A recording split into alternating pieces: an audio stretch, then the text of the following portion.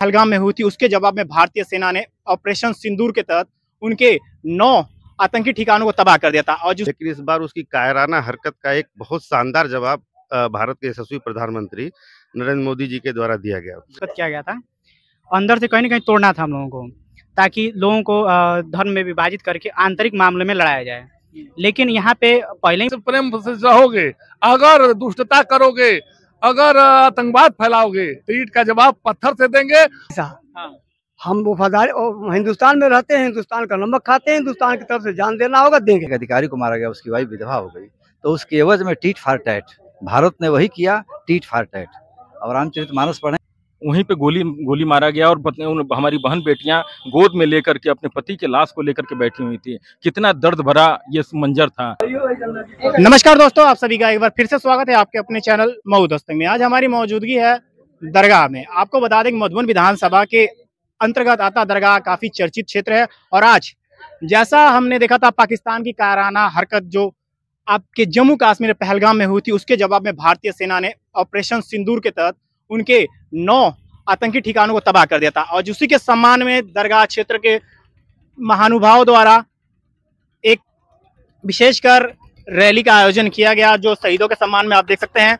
यहाँ पोस्टर लगे हुए हैं, ऑपरेशन सिंदूर का भारत। और यहाँ पे देखिए, हम बता दें कि ये बड़े बड़े हस्ती इस क्षेत्र के हैं जो राजनीति से लेकर सामाजिक स्तर पर अपने आप को निखार चुके हैं। इन्होंने आज पूरे अपने जो दरगाह क्षेत्र था उसका भ्रमण किया और ऑपरेशन सिंदूर के सम्मान में इन्होंने रैली निकाली। इनसे हम वार्तालाप करेंगे और जानेंगे क्या भारतीय सेना द्वारा जो ये प्रयास किया गया था आप पाकिस्तान के ऊपर हमला करके जो उनके आतंकी ठिकानों को तबाह किया गया था, क्या ये सही कदम था कि आगे पाकिस्तान जो पीओके को लेकर बात चल रही है, भारत को पीओके हासिल करना चाहिए या नहीं हासिल करें। यहाँ सर इनसे बात करते हैं। क्या नाम है सर आपका? अश्वनी यादव। अश्वनी यादव जी, देखा जा रहा है हमारी बीते कुछ दिन पहले हमारी भारतीय सेना ने काफी एक सफल ऑपरेशन किया, ऑपरेशन सिंदूर, जिसमें पाकिस्तान के 9 ठिकानों को तबाह कर दिया गया। क्या देख रहे हैं, ये ऑपरेशन सही था या गलत था? भारत के लिए बहुत बड़ी उपलब्धि है जी। अब तक भारत देश में पाकिस्तान से कई बार लड़ाइयाँ हुई, लेकिन पाकिस्तान अपनी आदतों से बाज नहीं आया। लेकिन इस बार उसकी कायराना हरकत का एक बहुत शानदार जवाब भारत के यशस्वी प्रधानमंत्री नरेंद्र मोदी जी के द्वारा दिया गया। इसलिए हम लोग बहुत खुश हैं इस कार्रवाई से। इस बार देखा जा रहा है सर, जैसा ऑपरेशन सिंदूर हुआ, पहले के जो ऑपरेशन हुए थे, स्ट्राइक, एयर स्ट्राइक हो चाहे सर्जिकल स्ट्राइक हो, उसको लेकर विपक्ष ने काफी सवाल खड़ा किए थे, पर पहली बार हुआ है कि विपक्ष पूरा साथ दिया इस समय। देखिए, विपक्ष का काम है सवाल करना। निश्चित रूप से एक हमारे लोकतंत्र के लिए अच्छी बात है, विपक्ष का कहना ठीक है, लेकिन विपक्ष क्या कह रहा है इसको हम लोग को ध्यान में रखना चाहिए। विपक्ष अपनी बातों पर हमेशा अडिग रहता है, लेकिन वाकई देश ने जो कार्रवाई की थी पूरी दुनिया को पता है। आज साक्ष्य देने की जरूरत नहीं है, आज पूरा देश भारत के साथ खड़ा है, मोदी के साथ खड़ा है। देखिए, काफी बढ़िया अश्वनी जी ने बात कही कि आज पूरा जो देश है भाजपा के साथ खड़ा है और जो उन्होंने ऑपरेशन सिंदूर जो हमारी सेना ने अंजाम दिया है उसको भी आज समर्थन मिल रहा है। यहाँ सर से बात करें, क्या नाम है आपका? मेरा नाम प्रभात उपाध्याय है। प्रभात उपाध्याय जी, देखा जा रहा है आपने आज लगभग भ्रमण के 1 किलोमीटर की आपकी यात्रा निकली, क्या उपदेश दे रहे हैं आप यात्रा के द्वारा? यात्रा के दौरान यही करना चाहता हूँ कि पाकिस्तान के करारा जवाब और मुंह पे जोरदार तमाचा जो मारने का काम हमारे यशस्वी प्रधानमंत्री नरेंद्र मोदी जी के नेतृत्व में जोरदार तमाचा पाकिस्तान के मुंह पे मारा गया। और इसकी जो उन्होंने कायराना हरकत की उसका पुरजोर जो कहते हैं, जो जिस तरह उनको जवाब देना चाहिए उस तरह का जवाब उनको मिला। तो देखा जाए सर, भारत ने तो इस बार सिंधु समझौता बात किया था, एयर स्ट्राइक हुई थी, उस वक्त सिंधु समझौता हुआ जो था उसको रद्द कर दिया गया था और पानी रोक दिया गया था। फिर एक बार भारत ने ये किया, ऑपरेशन जो हुआ है, क्या देख रहे हैं? एक भारत के पास अच्छा मौका था पीओके को लेने का। सर सर्वप्रथम आपके चैनल को और आपके चैनल के सभी दर्शकों को बहुत बहुत धन्यवाद। और जैसा कि आप जानते हैं कि भारत प्रधानमंत्री नरेंद्र मोदी के नेतृत्व में जो भी निर्णय लिया, बहुत शानदार निर्णय लिया। और सिंधु समझौता की बात, जब तक यह पाकिस्तान इस आतंकवादियों को अपने देश में पालेगा, पाकिस्तानियों से दिक्कत नहीं है भारत को, आतंकवादियों से दिक्कत है भारत को। और इस तरह जब तक आतंकवादी जब तक पूर्ण रूप से नष्ट नहीं हो जाते हैं, तब तक भारत के प्रधानमंत्री माननीय नरेंद्र मोदी शांति से सोने वाले नहीं हैं। जी, तो देखिए काफी बढ़िया बात तीनों सर की। सर से बात करते, क्या नाम है सर आपका?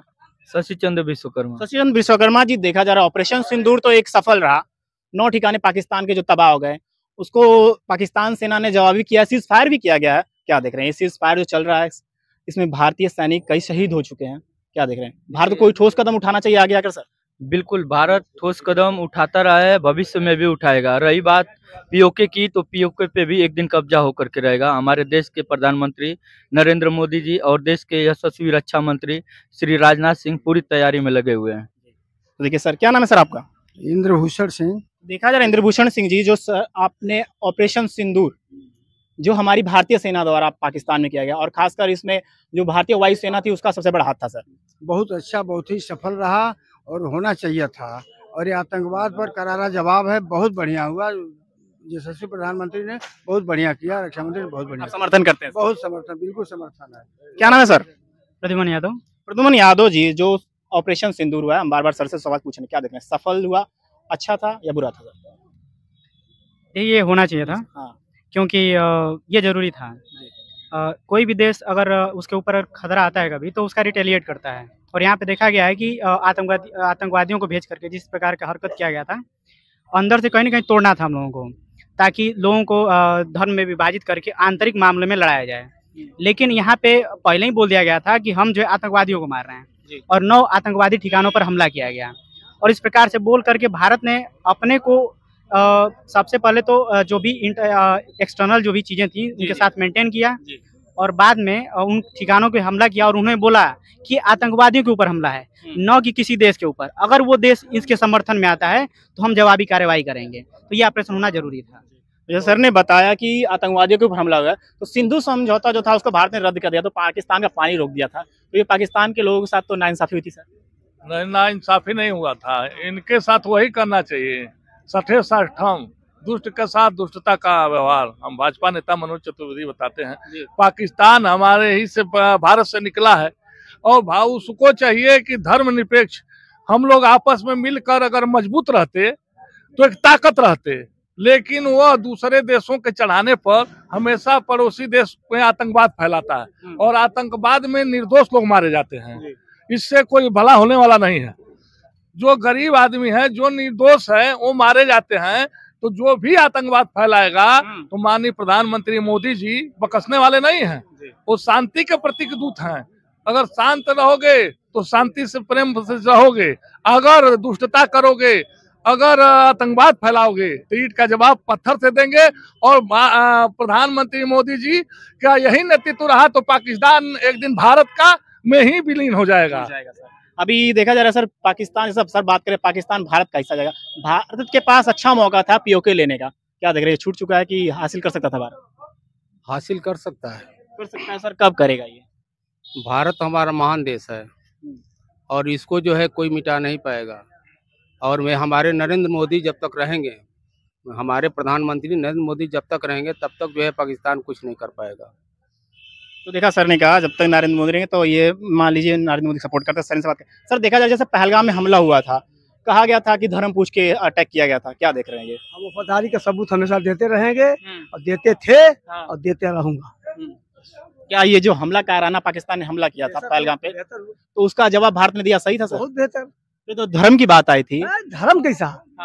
हम वफादारी, हिंदुस्तान में रहते हैं, हिंदुस्तान का नमक खाते हैं, हिंदुस्तान की तरफ से जान देना होगा, देंगे बस। क्या नाम है आपका? जैनुलाब्दीन खान, बीजेपी मंडल अध्यक्ष। तो देखिए सर ने काफी बढ़िया बात कही, हमने हिंदुस्तान का नमक खाया तो हिंदुस्तान के साथ वफादारी करेंगे। सर से बात करें, क्या नाम है सर आपका? राम नारायण, पूर्व जिला पंचायत सदस्य। जी राम नारायण जी, जो भारत ने ऑपरेशन सिंदूर करके पाकिस्तान में आतंकी ठिकानों को जो तबाह किया था, क्या देख रहे हैं, सफल था ये सर? बहुत सफल था, बहुत माननीय प्रधानमंत्री जी के नेतृत्व में जो हुआ, बहुत अच्छा, पूरा देश खुश है। हम लोग भारतीय हैं, माननीय प्रधानमंत्री जी का कहना है कि छेड़ोगे तो छोड़ेंगे नहीं। उसी आधार पर हम लोग प्रधानमंत्री जी का बहुत बहुत धन्यवाद करते हैं, बहुत अच्छा काम किए हैं। जी सर, इनसे बात करते, क्या नाम है सर आपका? अनिल मिश्रा, एडवोकेट। एडवोकेट, यानी सर आपको तो काफी वकालत है, आप वकालत के सर। तो देखा जा रहा है जो ऑपरेशन सिंदूर भारत ने जो पाकिस्तान के ऊपर किया, 9 आतंकी जो ठिकाने तबाह किए थे, उसमें कई विदेशी आए, उन्होंने चर्चा किया कि ये गलत है, क्या देख रहे हैं? नहीं, गलत कैसे है? 22 तारीख को 25 लोगों को, भारत के 25 लोगों को जो सरेआम भून दिया गया कश्मीर में, जो पर्यटक थे। आप बताइए कि पर्यटक, पत्रकार हैं, पर्यटक को मारा गया, निहत्थे पर्यटक जो आए थे घूमने के लिए, और नए नए लड़कों को मारा गया, सेना के एक अधिकारी को मारा गया, उसकी वाइफ विधवा हो गई। तो उसके एवज में टीट फॉर टैट, भारत ने वही किया, टीट फॉर टैट। और रामचरितमानस पढ़ेंगे तो हनुमान जी ने कहा था सुंदरकांड में कि जिन मोहि मारा ते मैं मारा, ते पर बांधे तने तुम्हारा। यही माननीय रक्षा मंत्री जी ने कहा था जी कि हनुमान जी का आदर्श हमारा आदर्श है। हनुमान जी ने हमें शिक्षा दिया है कि जो हमें मारेगा मैं उसको मारूंगा। तो 25 हमारे पर्यटकों को जब मारा गया तो उसके एवज में उनके अंदर घुस करके भारतीय सैन्य ने मारने का काम किया। अभी देखा जा रहा है जब जांच की हमारी सुरक्षा एजेंसियों ने, तो भारत के कई ऐसे जासूस मिले हैं जो पाकिस्तान के लिए कार्य करते थे। क्या देख रहे हैं, भारत अभी तो अपने अंदर के दुश्मनों से लड़ रहा है सर। नहीं, सही बात है।